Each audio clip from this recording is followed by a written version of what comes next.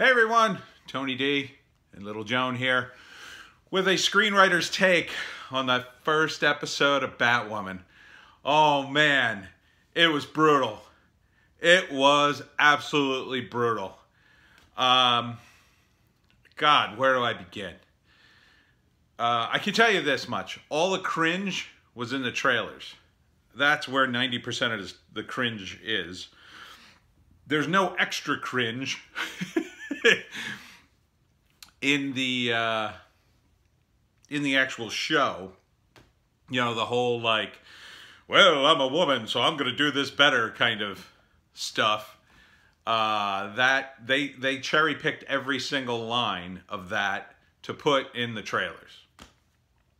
So you can see where their head's at. Their head is like, oh yeah, we got to bring in viewers because this will bring in viewers. No, it won't. Because, as I've stated many times, comic books mainly appeal to men, and women aren't particularly interested in them. Some are, but not a significant portion enough to justify a show like this. And certainly, many of those women enjoy Batman. Many of those female fangirls, they love Batman. They love him. And they don't particularly like Batwoman just because she's a woman, okay? Television and Hollywood in general are basically not learning the lessons that comic books already basically went through. See, in the world of comics, I'm going to put down Little Joan. Say bye. The world of comics, this kind of stuff, they grind through storylines all the time. Back in the day, they did. Now, things are a little different. But for the most part, they would just grind through story after story. And it was a much bigger world, a much bigger development process than, say, a TV show. You know, a TV show, if it's really good, you know, The Simpsons have lasted like 30 years. But that's like the record. A regular show's gonna last maybe 10 seasons, maybe getting a syndication, maybe it goes 15, maybe 20 if it's really, really good. So these days, that's anywhere from 100 to 200 shows. Batman is it over 1,000 now? I mean, it's definitely over 1,000 comics if you count Detective Batman, The Dark Knight, and all the comics. I mean, there's probably thousands, plural, if you added them all up. All different stories, graphic novels, then you got the cartoons. I mean, you have so many stories. Eventually, the writers kind of grind through all the stuff that you would normally pitch, and then they have to go elsewhere. And sometimes it's the publisher saying, okay, we need some new things, give me some new characters or whatever. In the early days, they would just create new characters. Now it's more of a process where they don't want to create too many new characters, because I've heard through my contacts that the lawyers run the show and they don't want to do the paperwork for the new trademarks. Because one of the things I pitched to the Batman or DC one time, I pitched 12 new villains, 12 issues, and the editor's response was like, no way I can get this approved. The lawyers will never do the paperwork on 12 new villains in a year. Never. And that's a real shame, because that's exactly what comic books need. It's exactly what this TV show could use. Besides the fact it could use Batman. So Batwoman in the comics was really just another side character they threw out there, thought, oh, maybe this will shake things up for a while, and if she's a hit, great, they'll continue. And if not, she just sort of fades into the background. They cancel her thing, and maybe they bring her back, you know, 5 years down the road and something else. They try it again. I mean, they've done that with Aquaman. I can't tell you how many times. You know, they redesign him, they bring him back. And Aquaman was a character that really was a response to DC Comics' success with a character called Namor, who these days nobody even really knows. But back in the 40s, 50s, he was so popular, DC felt they needed their own version of Namor, thus Aquaman. So that's the way comics work. But this TV show, Batwoman, so you've got this character that sort of is barely there. It's kind of barely there. And the only reason these Hollywood idiots are these woke idiots, I should say, are even pulling this character out of the packaging to put on a TV show is because she's a woman. And I don't know if originally she was a lesbian, but she's a lesbian now in the comics, so that's all super woke. So, oh, we got to do that.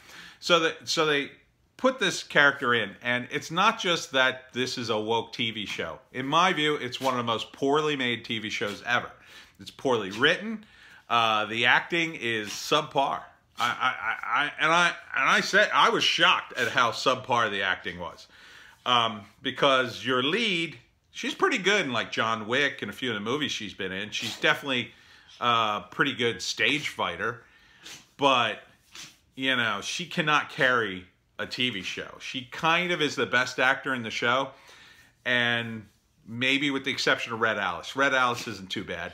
But I felt like, man, they were really phoning it in, because all the emphasis, all of it, is placed on the relationship Kate, Batwoman, has with Sophie, her former ex-lover. All of it. All of it's there. There's all kinds of crazy stuff happening around them. People are dying. There was nearly a bomb that nearly kills people. All this crazy stuff. But the reactions are saved for the relationship. So that is a terrible, terrible choice in terms of direction. It totally F's up your brain. You're just watching it like, there was just a bomb. The guy just died. What is happening? Oh, but we have to worry about Kate and her relationship with her dad. That's much more important. No, a bomb that nearly goes off in the middle of a major city, that is a major news story. You know, it is just pathetic. These guys are so lazy about it. They've got people reading newspapers so you can see the headlines. They've got the scene in the Batcave with newspaper headlines. Hello? Newspapers? What is this? What year is this? Okay? You guys can't even make it so there's stuff on the internet? I mean, really? Who's reading newspapers this intently anymore? Not regular normal people. No. So, I mean, the whole show just has this weird sensibility to it. And the opening flies in the face of everything you know about Batman. Okay? What do you know about Batman? He's a vigilante in a big city called Gotham City, which is basically New York. Come here, Joe. You can come back up. Hello. Basically New York, this huge city. It's rife with crime and corruption, and that's what Batman does. He fights it. But Batman's not an institution. He's not part of the police. He is a vigilante. He does his own thing. And even that in the show, even that point is recognized by Kate in the dialogue, which is so full of exposition, so ham-fisted, brutally bad dialogue. You know you're in trouble immediately in this show when you hear narration. Narration is something that tends to be a weak choice. You only use narration if you absolutely need it. And this show is so convoluted and all over the map, they absolutely need this narration just to explain half the stuff that's going on. And it's not explained very well. There's still unanswered questions, and quite frankly, the whole setup is dumb. So here, in my opinion, here's the setup. Batman's been missing for 3 years, and the opening is a party in Gotham where they're going to officially turn off the bat signal. That's not how the bat signal or Batman work. Now, I'll put a caveat in this, in that certain stories in the comics have gone down this path too. They're wrong as well. Because once you start with the premise that Batman is such an institution that the entire city rests upon him, that crime actually goes up the moment he leaves and comes down the moment he's there, is basically you're creating a situation in which the city cannot exist without Batman. And that's simply not the case.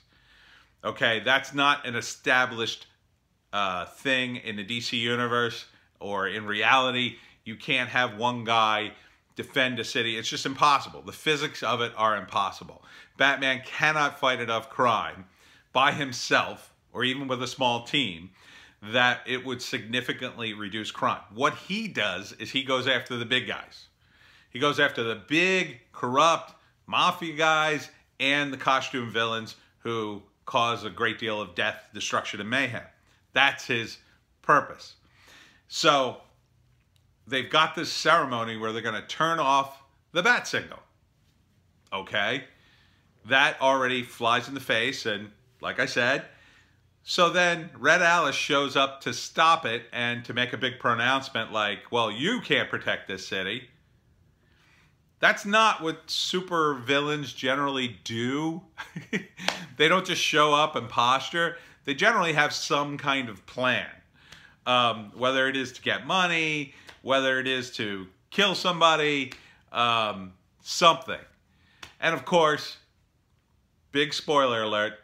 Again, I'll put spoiler in the description, so you should know there's a spoiler here. Big spoilers all over the place.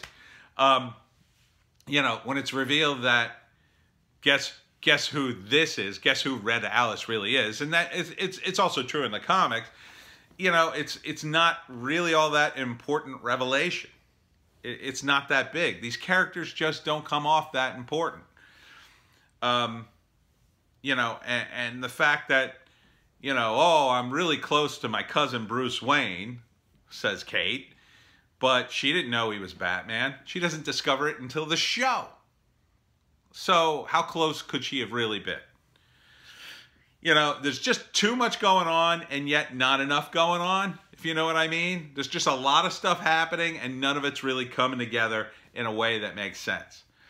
You know, Alice's attacks are too personal and too stupid and really should have been saved for down the road. There should have been other stuff. They should have given Batwoman an opportunity to come to Gotham, discover that, you know, crime is way back on the rise since Batman left, but it would have taken time. See, this whole idea that the bat signals have to be shut off officially and that we have to all talk about how Batman's, that wouldn't happen. What would happen is Batman disappears, there'd be a couple of newspaper articles about it, and then people just go back to their lives. And then, you know, after a few years, they're kind of starting to forget about Batman. Once in a while, maybe they do a news story or whatever. But not like this. Not like it was, oh, it's all so official. No. And then what should happen is Kate comes back, sees that, you know, the whole city is falling to pieces without Batman. And then, not that it wouldn't function, that it goes back to its corrupt ways. And that she decides, hey, I'm going to do something about it for whatever reason. You know, there's this whole chip on her shoulder about how Batman didn't save her. And then she discovers, oh, well, he really feels bad about it. Like, that, again, these are all like incredibly weak choices. And on top of the fact that the delivery from these actors, I'm telling you, they're just sad for most of them. I hate to point at actors because a lot of times they don't have control of this. You know, I suspect that there's a lot in the direction that's really gone wrong here. That they're kind of just slapping the show together. It just feels very poorly done. You know, the map of the show is terrible. Like, there's not a really good map of Gotham or where anything is. There's no sense of, you know, how Kate would even function in this world. She just is like Batman light from the moment you hear about her. She's in the middle of training to be Batman, but she says it's to train for her father's private police force that now is protecting Gotham. That doesn't make any sense, okay? Nobody sends people to, you know, some guy who's like a Native American guru to learn how to hold her breath under ice. You know, that doesn't make any sense. That's not what Batman was about. Batman was dealing with these issues with his parents. He wanted to fight crime. He had all the money and time in the world. He trained himself. He went all over the world to be trained by people. He wasn't training for something else and then just switched over to Batman. So, you know, Batwoman's whole origin doesn't make a whole lot of sense. Her motivations, she's coming back to save an ex-girlfriend who, you know, they broke up back in the military academy, and she's such a rebel in every scene. Look, people break up. They break up with their relationships, and then they move on with their lives.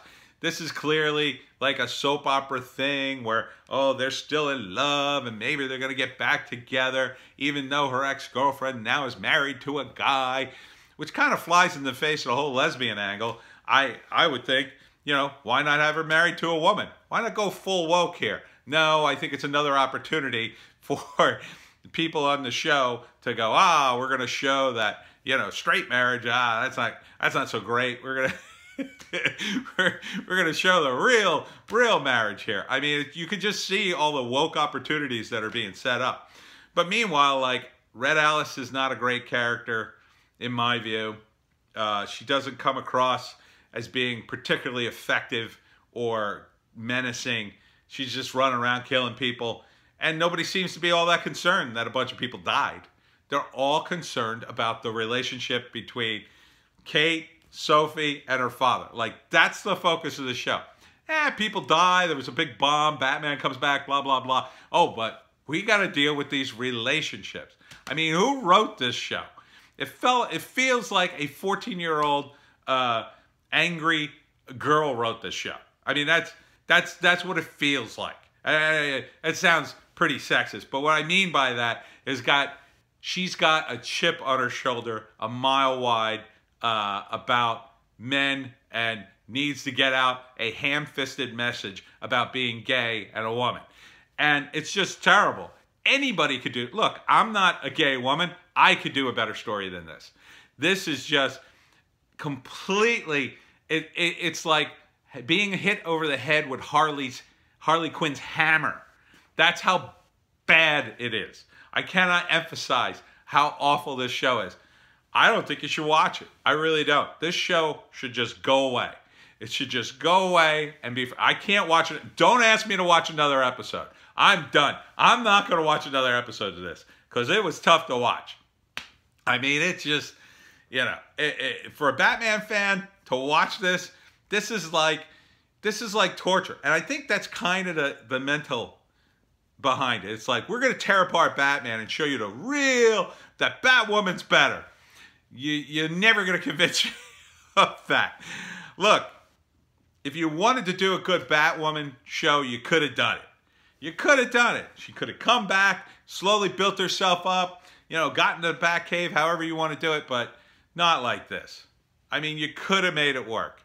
But really, CW, you just need a Batman show. How many more not Batman shows are we going to see? What next? Commissioner Gordon, this fall, from the CW. He's the commissioner that talks to the Batman on occasion. Commissioner Gordon, coming soon from the CW. Who else? Who's left? You already got an Alfred show.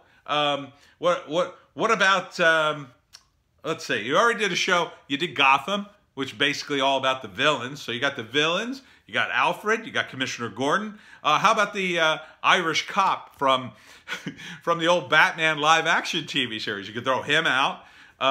You know, do a whole series on him. I forget, he was the police chief, I think. I don't remember if he was in the comics or not. You could do Bullock, Detective Bullock. You do a whole show at him, although he was in Gotham.